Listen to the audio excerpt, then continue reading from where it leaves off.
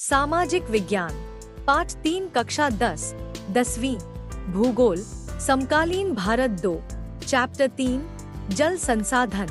हमारे चैनल पर आपको मिलेंगे कक्षा 9 से 12 तक सभी विषयों के नोट्स जिन्हें इंदौर के अनुभवी शिक्षकों द्वारा बनाया गया है। सभी नोट्स प्राप्त करने के लिए हमारे चैनल को सब्सक्राइब अवश्य करें। धन्यवाद। चैनल को सर्च करें @GKCS के द्वारा। निम्नलिखित प्रश्नों का उत्तर लगभग 30 शब्दों में दीजिए। प्रश्न 1, बताएं कि पानी कैसे नवीकरणीय संसाधन बन जाता है। उत्तर, जल एक नवीकरणीय संसाधन है क्योंकि इसका नवीनीकरण जल चक्र द्वारा ही होता है, जहां वाष्पीकरण, संघनन और वर्षण के रूप में 3 प्रक्रियाएं होती हैं। जल चक्र की यह प्रक्रिया कभी समाप्त नहीं होती है और इसलिए पानी एक नवीकरणीय संसाधन है। फिर पानी नदियों और बांधों में चला जाता है, जहां इसका उपयोग किया जाता है, और समुद्र में जाने से पहले कचरे को आंशिक रूप से साफ किया जाता है, जहां चक्र फिर से शुरू होता है। ताज़ा पानी मुख्य रूप से सतही अपवाह और भूजल से प्राप्त होता है, जिसे जल विज्ञान चक्र के माध्यम से लगातार नवीनीकृत और रिचार्ज किया जाता है। प्रश्न 2, जल की कमी क्या है और इसके मुख्य कारण क्या हैं? उत्तर, पानी की कमी या पानी का तनाव तब होता है जब पानी की उपलब्धता पानी की मांग के अनुरूप पर्याप्त नहीं होती है।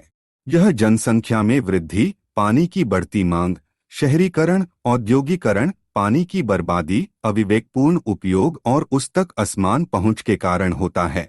एक बड़ी आबादी को न केवल घरेलू उपयोग के लिए बल्कि अधिक भोजन पैदा करने के लिए भी अधिक पानी की आवश्यकता होती है।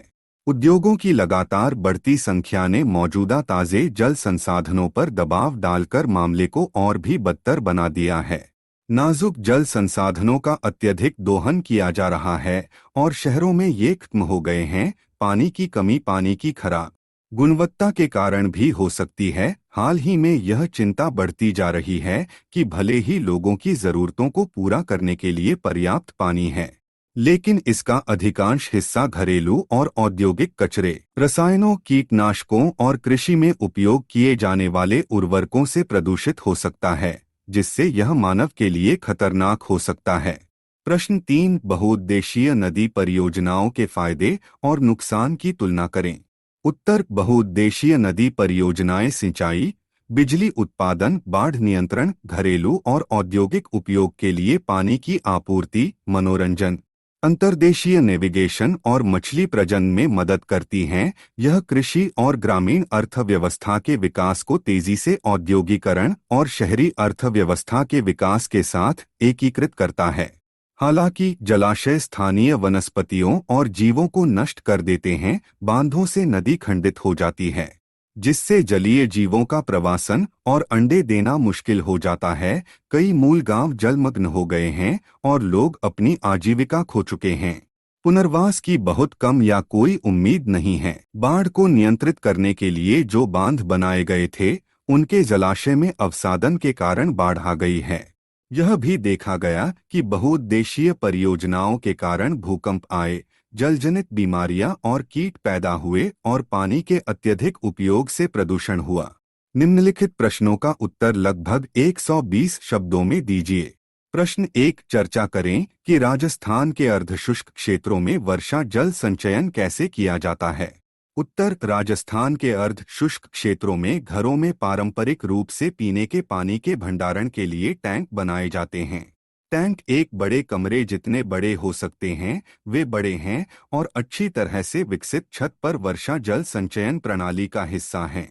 टैंक मुख्य घर या आंगन के अंदर बनाए जाते हैं और एक पाइप के माध्यम से घरों की ढलान वाली छतों से जुड़े होते हैं। छत पर होने वाली वर्षा नीचे चली जाती है और भूमिगत टैंकों में जमा हो जाती है। बारिश की पहली बारिश को एकत्र नहीं किया जाता, क्योंकि यह पानी छत और पाइपों को साफ कर देता है। इसके बाद के दौरों का वर्षा जल एकत्र किया जाता है।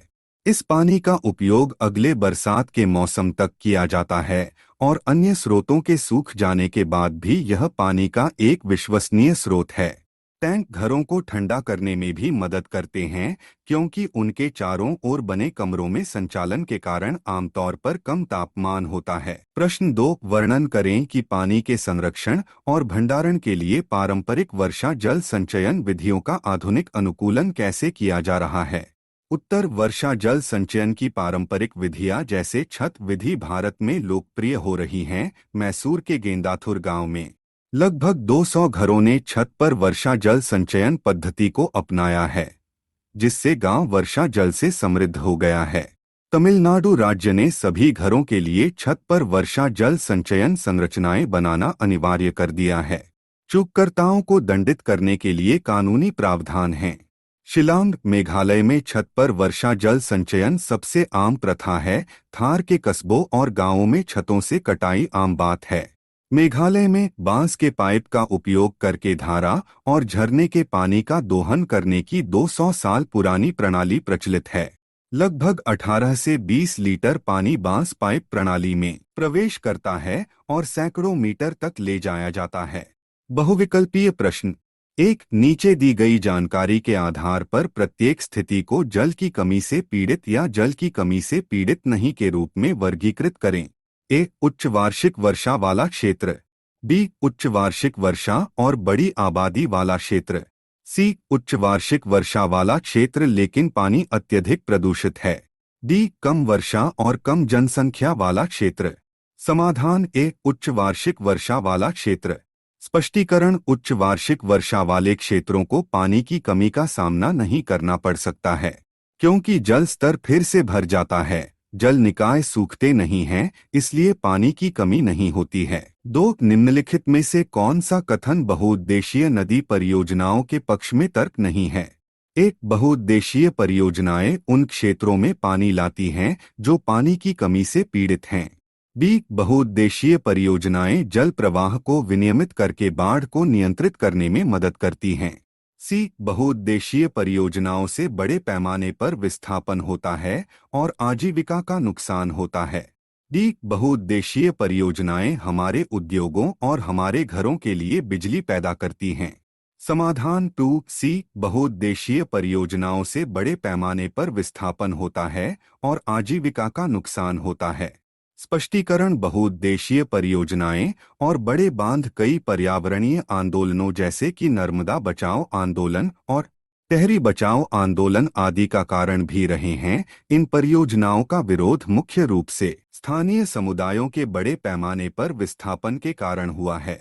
स्थानीय लोगों को राष्ट्र की व्यापक भलाई के लिए अक्सर अपनी भूमि, आजीविका और संसाधनों पर अपनी अल्प पहुंच और नियंत्रण छोड़ना पड़ता है। 3, यहाँ कुछ गलत बयान दिए गए हैं। गलतियों को पहचानें और उन्हें सही ढंग से दोबारा लिखें। 1, बड़ी और घनी आबादी और शहरी जीवन शैली वाले शहरी केंद्रों के बढ़ने से जल संसाधनों के उचित उपयोग में मदद मिली है। बी, नदियों के विनियमन और बांध बनाने से नदी के प्राकृतिक प्रवाह और उसके तलछट प्रवाह पर कोई असर नहीं पड़ता है। सी, गुजरात में साबरमती बेसिन के किसान तब उत्तेजित नहीं हुए जब शहरी क्षेत्रों में, विशेषकर सूखे के दौरान, जल आपूर्ति को उच्च प्राथमिकता दी गई। डी, आज राजस्थान में राजस्थान नहर के कारण पानी की उच्च उपलब्धता के बावजूद छत पर वर्षा जल संचयन की प्रथा ने लोकप्रियता हासिल कर ली है। समाधान सी, बहुउद्देशीय परियोजनाओं से बड़े पैमाने पर विस्थापन होता है और आजीविका का नुकसान होता है। स्पष्टीकरण, बहुउद्देशीय परियोजनाएं और बड़े बांध कई पर्यावरणीय आंदोलनों जैसे कि नर्मदा बचाओ आंदोलन और टहरी बचाओ आंदोलन आदि का कारण भी रहे हैं। इन परियोजनाओं का विरोध मुख्य रूप से स्थानीय समुदायों के बड़े पैमाने पर विस्थापन के कारण हुआ है।